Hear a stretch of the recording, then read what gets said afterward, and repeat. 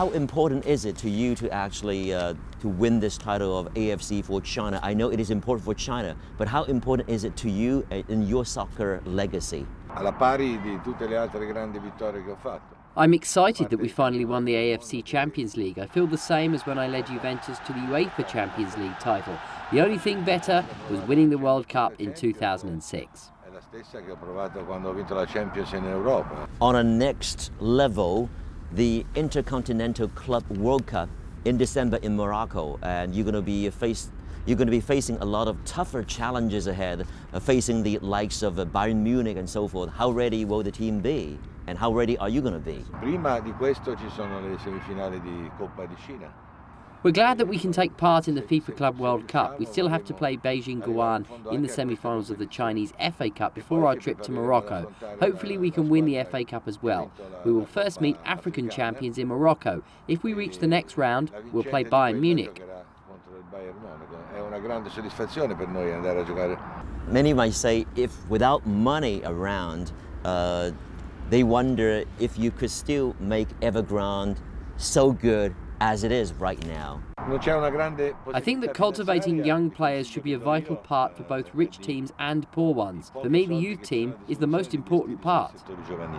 You have some excellent players from your team, especially from the homegrown Chinese side. You even mentioned on several occasions that they could be even competing at a European level. And what are these players? Can you name a few?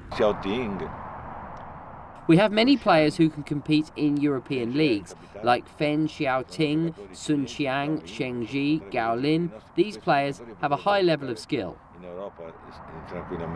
Are your players here within Evergrande intimidated by you? Are they afraid of you? They are not afraid of me. They respect me, and we have a good relationship.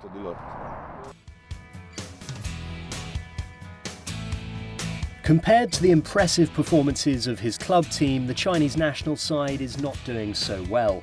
They began the group stage of the 2015 Asian Cup qualification in February with a 2-1 loss at home against Saudi Arabia. 1 month later, the team, still led by Jose Antonio Camacho, grabbed their first victory of the campaign over Iraq. Yu Daobao's goal in stoppage time was the difference. Earlier this month, China travelled to Indonesia for their third match. After a horrendous 5-1 defeat to Thailand, Fu Bo took over the national team from Camacho, but the 1-1 draw was not enough. Then the team met Indonesia in the reverse leg on November the 15th in Xi'an. Wu Lei's header helping China stay in second place before their goalless draw with Saudi Arabia at home on Tuesday. That gave China 8 points from 5 matches. The final game against Iraq will decide if they'll reach the finals in Australia in 2015. I understand you just came back from Xi'an where you saw the competition between Indonesia and China. What is your overall impression of the current Chinese national team? I saw many good players in Xi'an several days ago. One thing I noticed is that players seemed too nervous during the match, but I can understand that. They were excited to play for their country. I hope China can reach the finals of the 2015 Asian Cup. Many people are still very, very interested in finding out the fact if you are still interested in the national head coach position for the Chinese team, because many feel that you are the only person who really is suitable for this position. So what do you make of it now? Are you going to take it? Are you still considering it? There's still 1 year left on my contract, so I haven't decided yet.